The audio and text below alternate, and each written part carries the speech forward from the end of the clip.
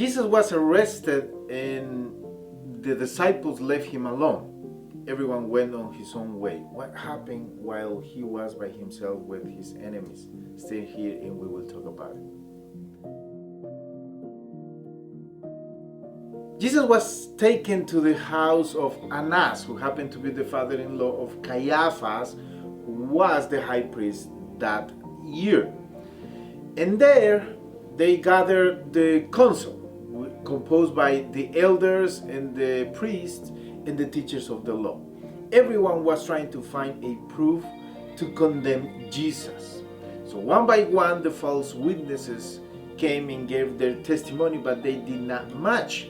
According to the law of Moses, a person could be sentenced to die after being judged by the testimony of two people, but they couldn't find two to match their testimonies. Finally, two false witnesses came and said that he said on certain occasion that he will destroy the temple and build it up in 3 days. In fact, what Jesus said is, destroy this temple and I will rise it up again in 3 days.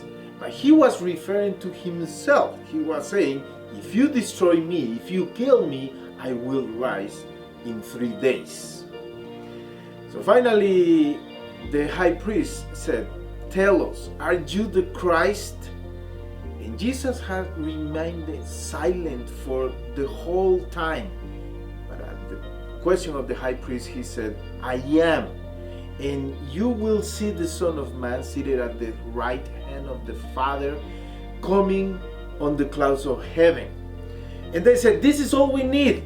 He's a blasphemous man. He deserves to die. So then they started to spit on his face, and someone covered his eyes, and other people punched him and said, prophesy, tell us who punched you.